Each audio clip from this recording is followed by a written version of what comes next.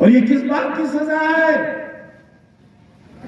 तुमसे मोहब्बत की। मैं अपने बच्चे की उम्र साबित नहीं कर सका। उसे पैदा करने वाली मां अपने औलाद की उम्र साबित नहीं कर सकी। ये हमारी बदकिस्मती है नहीं तो और क्या है? कहा कि उसके 2 पैर नहीं है, कहा कि उसके 2 पासपोर्ट है नहीं है, एक खारिज हुआ है दूसरा बना है, एक पैन कार्ड खारिज हुआ है तो दूसरा बना है। नहीं है, मैं चोर हूं, मैं बकरी का डाकू हूं, भैंस का डाकू हूं, मुर्गे का डाकू हूं, फर्नीचर का डाकू हूं, किताबों का डाकू हूं। ए अल्लाह, हिंदुस्तान में ऐसे लाखों लोग पैदा कर दे जो मुर्गियां डकैती करें, भैंस डकैती करें, किताब डकैती करें। सजा के दरवाजे पर जेल हमारा इंतजार कर रही है कि हम आज सोशल मीडिया पर आया है कि आजम खान का दायां हाथ भी कट के गिर गया। ठेकेदार लोग चले गए, मालदार लोग चले गए, मगर वफादार तो रह गए। वो तुम पे गुजरने वाली नहीं है। ये तजर्बा हुआ है कि 5 बजे आजम खान की नंबरी खारिज हुई और 5:10 पर इलेक्शन कमीशन ने अगले चुनाव का ऐलान कर दिया। 8 बजे तक विधानसभा के स्पीकर ने उस सीट को वैकेंट दिखा दिया और विधानसभा 37 के बजाय घबराहट में विधानसभा 38 का ऐलान कर दिया। 2 सरकारें थी तुम्हारे खिलाफ, एक ताकत और शख्सियत थी तुम्हारे खिलाफ, उससे जीत। कल 24 मुकदमों में तारीख है, अगले दिन 25 मुकदमों में तारीख है और हर दफा में उम्र कैद की सजा। समाजवादी पार्टी के कार्यकर्ताओं का भारतीय जनता पार्टी में जाने का सिलसिला अभी जारी है। यही वजह है कि आजम खान के दाहिना हाथ कहे जाने वाले सावेज खान ने भी आज भारतीय जनता पार्टी का दामन थाम लिया है। आजम खान ने कहा कि अब्दुल अब दरी नहीं बिछाता है, अब्दुल अब भाजपा में जाके पोछा लगाता है, दरी तो हम लोग और कार्यकर्ता लोग बिछाया करते थे। सावेज खान के जाने के बाद आजम खान ने कहा कि वो बड़े ठेकेदार हैं, इसलिए अपनी ठेकेदारी बचाने के लिए और प्रॉपर्टी बचाने के लिए उन्होंने भाजपा का दामन थाम लिया है।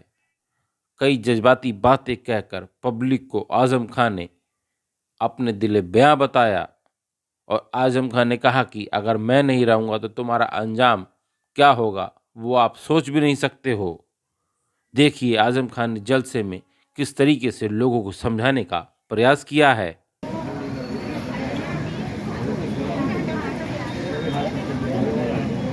रामपुर अपनी जमहूरी तारीख के बदतरीन दौर से गुजर रहा है। एक ऐसा बदनसीब खित्ता जिसने नवाबों के जुल्म सहे, अंग्रेजों के जुल्म सहे, आज आजाद हिंदुस्तान में वो सिर्फ जुल्म ही नहीं सह रहे हैं बल्कि उनसे इतनी नफरत की जा रही है, इतनी घृणा है उनसे, उन्हें ठोकरों से मारा जा रहा है। बहुत लंबी लड़ाई लड़ी है, 50 साल, तकरीबन आधी सदी। और तूफान में नाव खेते चले गए और यहां तक लेकर चले गए। सरकारें बहुत सी आई, हमारी सरकारें भी आई, लेकिन अमन था, शांति थी, मोहब्बत थी, एक दूसरे का एहतराम था और तरक्की थी। हम तो ये जानते ही नहीं थे कि सरकारों का ये काम भी है।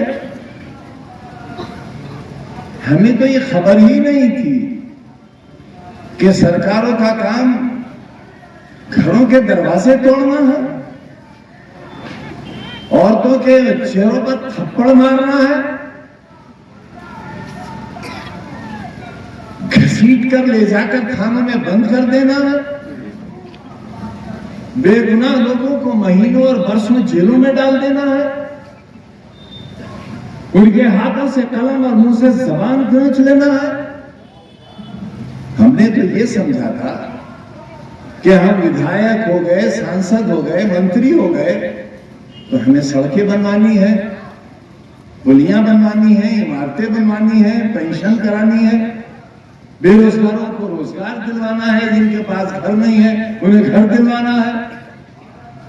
और अगर काश हमें ये मालूम हुआ होता कि सरकारों का ये काम भी है, तो मेरे अजीजों 50 साल के सियासी सफर में और 4 बार की सियासी ताकत में मैं वो कर सकता था जो एक नई तारीख लिख देता था।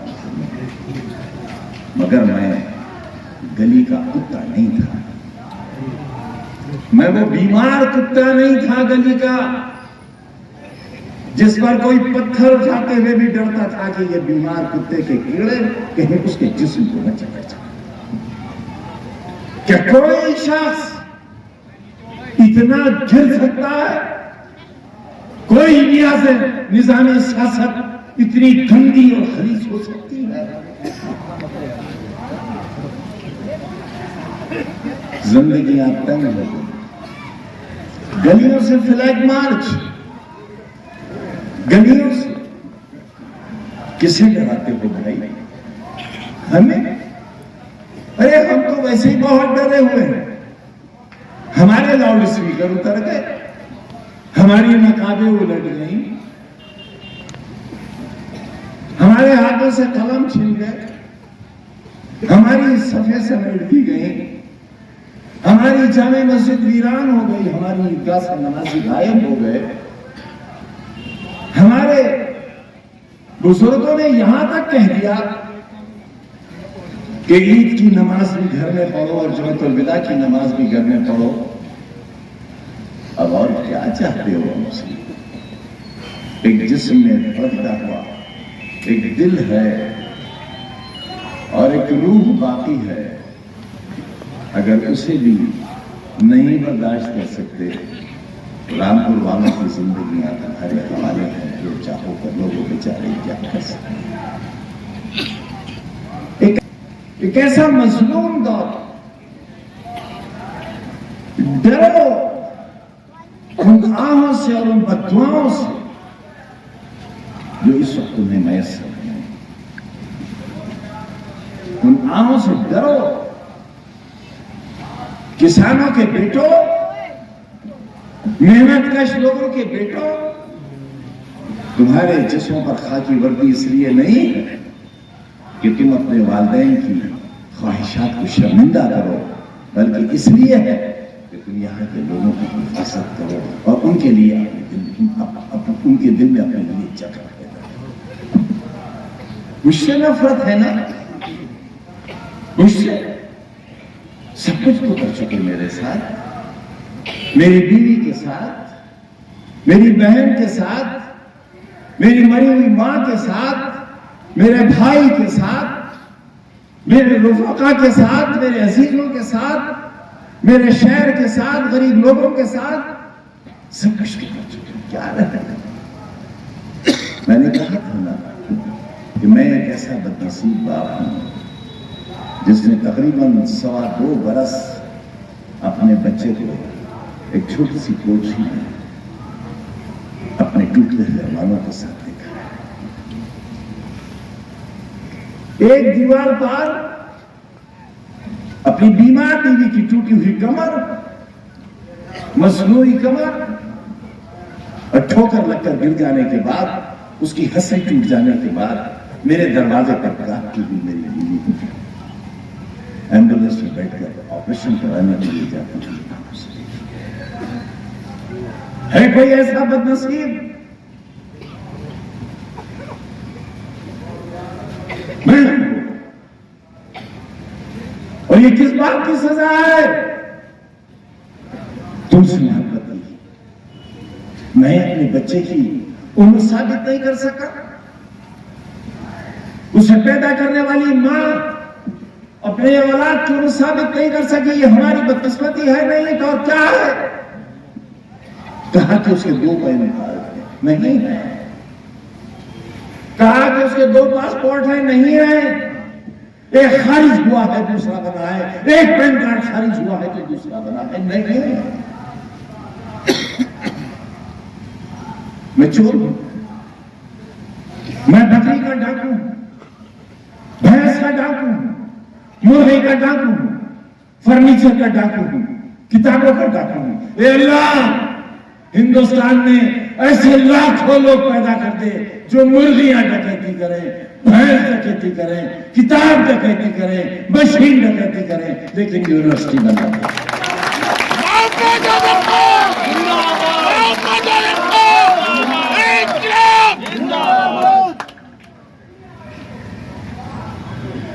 मैं, मेरी औलाद अदालत के सामने अपनी बेगुनाही साबित नहीं कर सकती।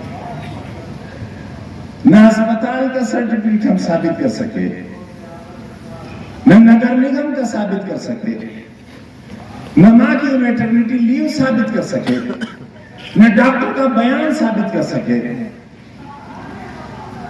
और हम सजा के दरवाजे पर, जेल हमारा इंतजार कर रही है कि हम फिर आए। और जानते हो क्या सुलूक हुए थे हमारे साथ? वो सुलूक तो शायद यहूदियों के साथ हिटलर ने भी नहीं किया, वो हमारे साथ, जो इनके शौहर के साथ बिजनौर में हो रहे हैं। कब तक सोए? हमारी बर्बादी का तमाशा कब तक? हमसे नाराज हैं। आज सोशल मीडिया पर आया है कि आजम खान का दायां हाथ भी कट के गिर गया। हाँ?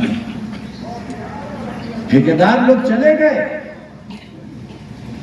मालदार लोग चले गए, मगर वफादार तो रह गए।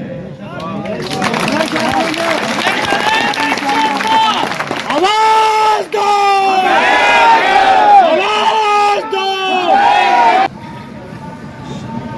मुझे नहीं चाहिए थे कल भी नहीं चाहिए थे, आज भी नहीं चाहिए। मेरा दर्द अगर महसूस नहीं करोगे तो एक दिन यही दर्द तुम्हें भी सहना पड़ेगा। ये मत समझ लेना कि जो मुझ पे गुजरी है वो तुम पे गुजरने वाली नहीं है। ये तजर्बा हुआ है कि 5 बजे आजम खां की नंबरी खारिज हुई और 5:10 पर इलेक्शन कमीशन ने अगले चुनाव का ऐलान कर दिया। 8 बजे तक विधानसभा के स्पीकर ने उस सीट को वैकेंट दिखा दिया और विधानसभा 37 के बजाय घबराहट में विधानसभा 38 का ऐलान कर दिया। और अगली सुबह इलेक्शन कमीशन ने चुनाव की तारीख की घोषणा कर दी। कितनी जल्दी थी मेरी बर्बादी, ताकि मैं बेदस्त पा रह जाऊं, मेरे खाली हाथ हो और मैं तुम्हें कुछ न दे सकूं, न तुम मेरे हाथों में कुछ रख सकूं। मैं कहां से लाया था? मैं पार्लियामेंट की मेंबरशिप तुम्हारे लिए जीत कर लाया था। 2 सरकारें थी तुम्हारे खिलाफ, एक ताकतवर शख्सियत थी तुम्हारे खिलाफ, उससे जीत कर लाया। तुमने खो दिया उससे। तुम्हें एयर कंडीशन की ठंडी हवा चाहिए थी, नैनीताल की वादियों के अंदर ठंडी हवा चाहिए थी, खूबसूरत मनाजिर चाहिए थे तुम्हें, और तुम अपने घरों से नहीं। पुलिस का जमीन पर बजता हुआ डंडा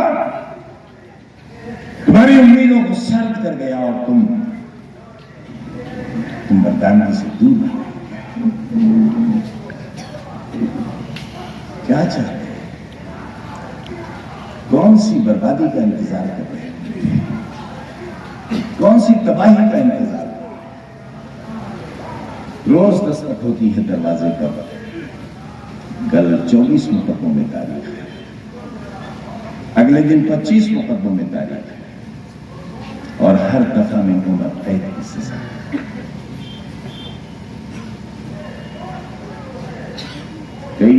जिंदगियां चाहिए सजाओं को भुगतने के लिए, कई जिंदगियां चाहिए।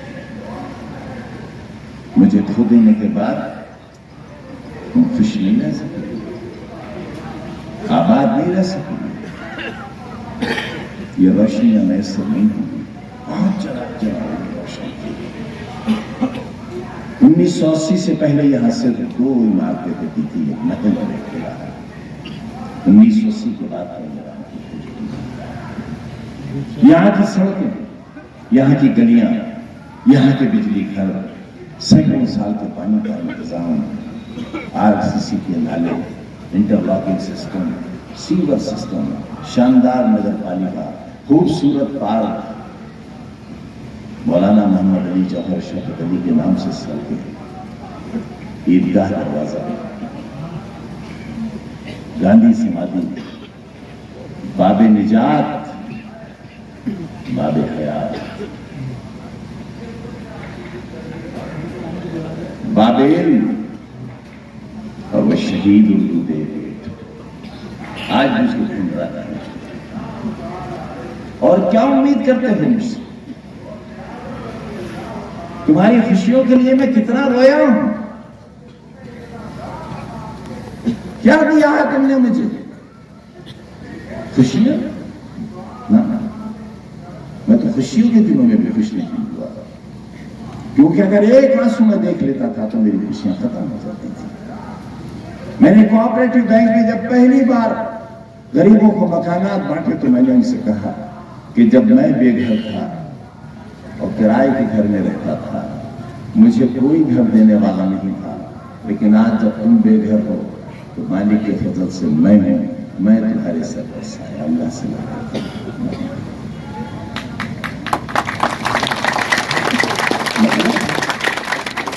मैं सही नहीं था, मेरा रास्ता गलत था, मेरी मंजिल का पता नहीं था, क्योंकि मैं तुम्हारे बीच में था।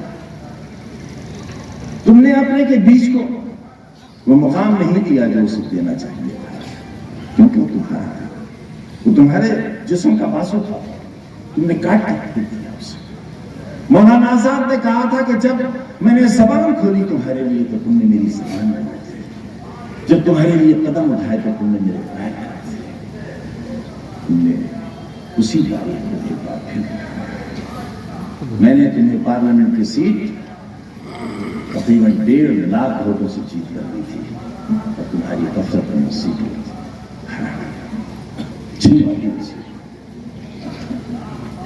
क्या उम्मीद कर रहे, क्या जोड़ू? आज बहुत टूटा हुआ दिल है, सिवाय मायूसी और दर्द के कुछ नहीं है जिंदगी में। वो मेरा बच्चा दिल्ली में है, वकीलों से मशवरा कर रहा है कि जेल के दरवाजे हमारा इंतजार कर रहे हैं, कैसे हो गया?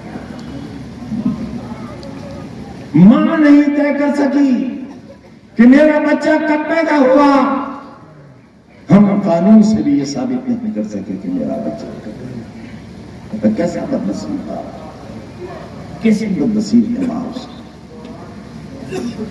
यहां कितने लोग खड़े हैं, कितने बाप और कितनी माएं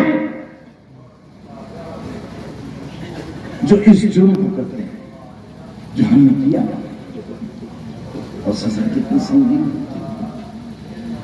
27 महीने 8/12 की कोर्ट, 27 महीने, एक लम्हा एक बरस के बराबर था। किसके लिए, किसके वास्ते?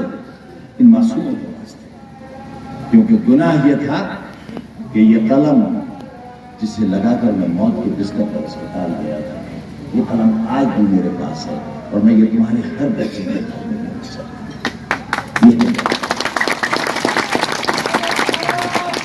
पुलिस पड़ी हुई है यूनिवर्सिटी में, तिजोरी की तलाश, मेरे 2 रोटी का जरिया रिजॉर्ट,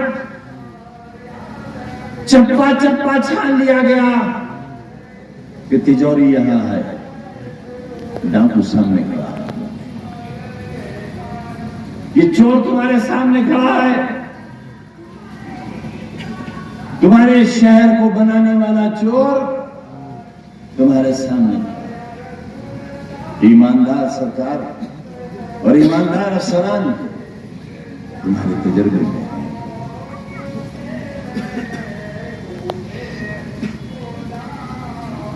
दोस्तों, मैं थक गया बहुत।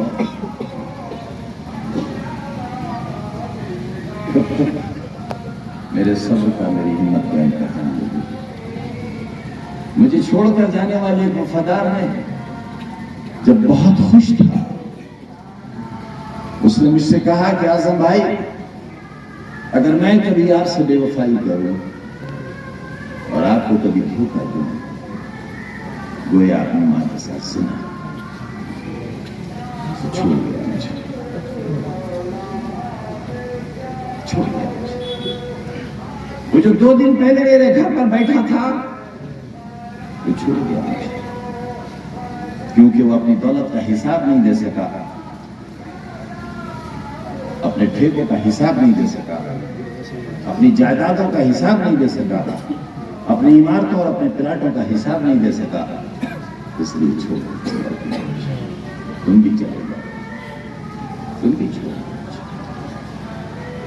मुझे छोड़ दो अकेला, क्योंकि तुम मेरे साथ रहोगे तो तुम्हारे दरवाजे तोड़े जाएंगे, तुम्हारे ऊपर डंडा भी उठेगा, और हमारे समाज की बहादुर पुलिस, हमारी इज्जतों की रखवाली करने वाली पुलिस तुम्हें तोड़ मार सकती है, ऐसा मुमकिन नहीं है। मैंने उनके जज्बात सुने हैं, मैंने उनके मंसूबे महसूस किए हैं, मैं जानता था, इसलिए मैंने कोई एहतिजाज नहीं किया था। एक नौजवान की मौत हुई, शहादत हुई, उसका जिम्मेदार मैं नहीं हूं, कोई और मैंने जिम्मेदारों से कहा है कि रोज़े हश्र 302 का मुकदमा अल्लाह ताला आपके ऊपर चलाएगा और सजा देगा आपको, क्योंकि आप मासूम की हत्या की। आप मुजरिम हो इस बात के कि हजारों लोग जेलों में डाले गए और सैकड़ों करोड़ रुपया लूट लिया।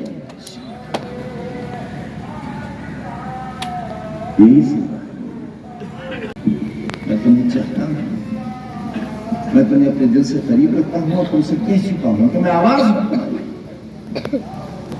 मैं आबरू हूं तुम्हारी, तुम्हारे सीने में जो दिल है उसकी धड़कन हूं मैं, और जिस दिन मैं ना हुआ उस दिन तुम्हारे सीने की धड़कनें रुक जाएंगी और तुम्हारे दर्द को कहने वाला कोई इसलिए नहीं होगा कि मेरे अंजाम से हर शख्स सब यही चाहते हैं कि कल को तुम्हारी आवाज न बने, कल एक कदम तुम्हारे लिए न उठे, एक मुट्ठी तुम्हारे लिए बंद न हो।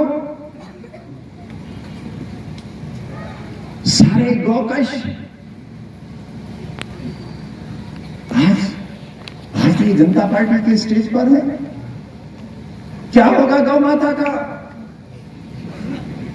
बताओ मुझे देश के रखवालों जिनके ऊपर गौकशी के 50 मुकदमे हैं, हिस्ट्री शीटर है, वो भारतीय जनता पार्टी के सपने कहां है?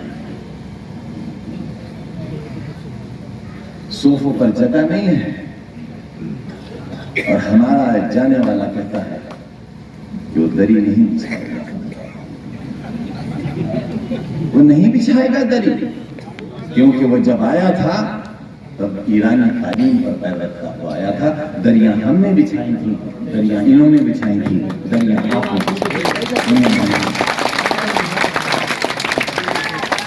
लेकिन याद रखना, 8 तारीख के बाद जाने वाले दरी नहीं बिछाएगा, इंशाअल्लाह तो वहां पोछा लगाएगा।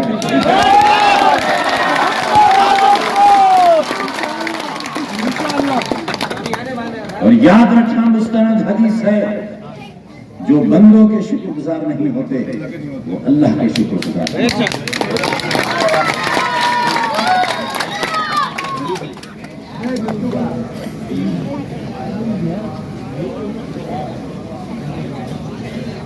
मैं आपके पास एक दरखास्त लेकर आया हूं, एक ऐसे घर की और एक ऐसे खानदान की जिस घर में तकरीबन 2 बरस ताले थे। और जब मेरी बीवी घर में वापस आई तो जमीन और दीवारों पर दीमक इतनी थी कि उस घर में घुसना मुमकिन नहीं था। उसी दीमक से जिंदगी का एक बाशिंदा आपके पास अपने गुनाहों का सामना। टेक्सटाइल के मजदूरों के साथ लड़ाई लड़ने वाला यह खादिम आपकी अदालत में हासिल है। बीड़ी के मजदूरों को उनकी उजरत दिलाने वाला यह मुजरिम आपके सामने हासिल है। रिक्शा वालों को हक दिलाने वाला यह मुजरिम आपके सामने हासिल है। रिक्शा वालों से पैदल की रिक्शा छीन कर उन्हें ऑटो रिक्शा देने वाला मुजरिम आपकी अदालत में हासिल है। आपको खूबसूरत शक्ल देने वाला मुजरिम आपकी अदालत में हासिल है। आपके बच्चों को काम से और रोजी से लगाने वाला एक अदना सा खादिम आपकी अदालत में हासिल है। आपके बच्चों के हाथों में कलम देने वाला एक मुजरिम आपकी अदालत में हासिल है। वो सजा चाहता है। वो मुजरिम अपने गुनाहों की सजा चाहता है। अदालतों से पहले वो सजा आप दे दो। मैंने कहा था अभी एक जल्द में कि उठाओ अपने हाथ में करता मारो मुझे।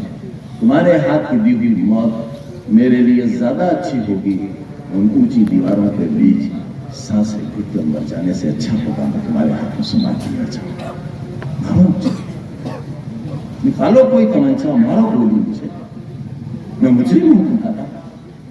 मैंने बर्बाद कर दिया ना तुम्हें, क्योंकि तुमने आसिम राजा को हराकर ये साबित कर दिया कि तुम जीना नहीं चाहते और तुम जीने देना भी नहीं चाहते।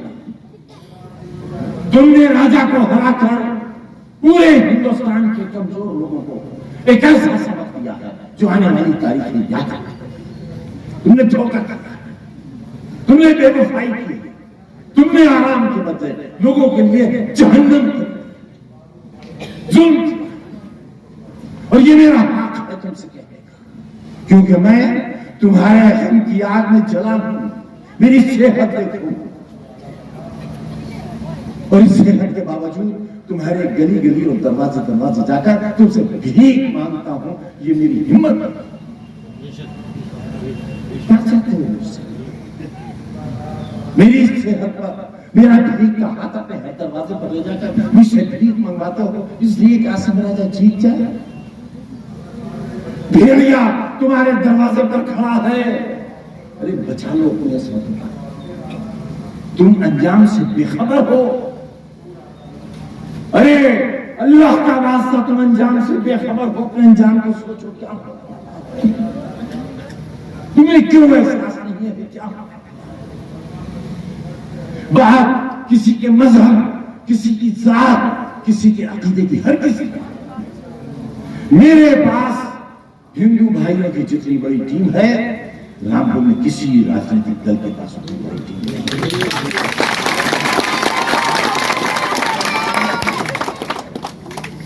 हाँ, मेरे पास कोऑपरेशन की टीम नहीं है। मेरे पास अपराधियों की टीम नहीं है।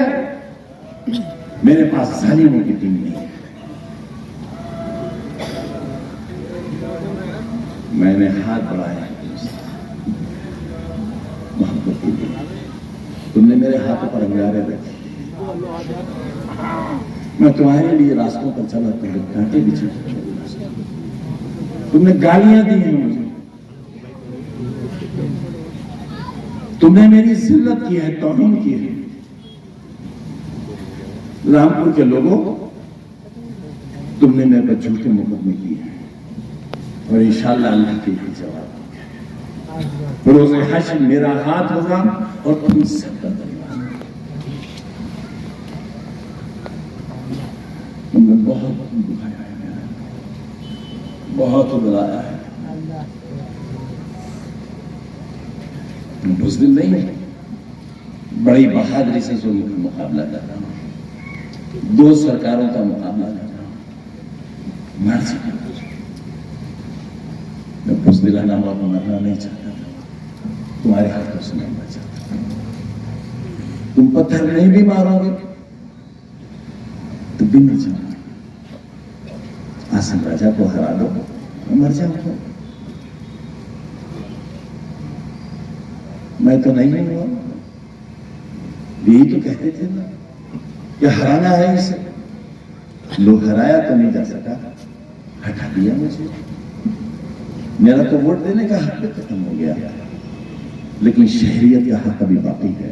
हिंदुस्तान मेरा वतन है, यह हक मेरा बाकी है। मेरे अजदाद की कब्रें हैं, यह हक मेरा बाकी है। मेरे बुजुर्गों की कब्रें हैं, यह हक बाकी है। मेरे पसीने और खून की छींटों से सजा हुआ हिंदुस्तान में बाकी है। ये शहर भी आपका है और आपका ही रहेगा।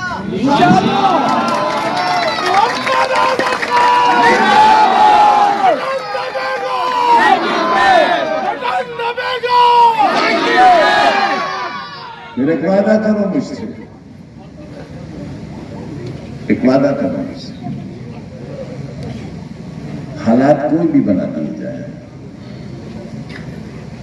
पुरअमन तरीके से वोट डालने जाए।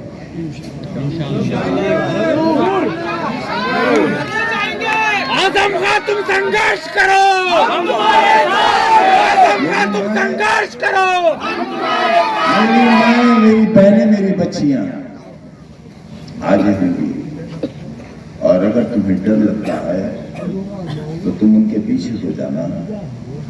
मुझे उम्मीद है हमारे किरदार, हमारे चरित्र बहुत गिर गए हैं, लेकिन इसके बावजूद भी किसी औरत का पुलिस का डंडा नहीं उठेगा, ऐसी उम्मीद करते हैं। बहुत कुछ बर्बाद हो गया है, लेकिन शायद अभी इतनी कदर बाकी है। इसी उम्मीद के साथ मेरी जिंदगी की अगली सांसों का इंतजाम कर लेना और मेरे राजा करना चाहिए।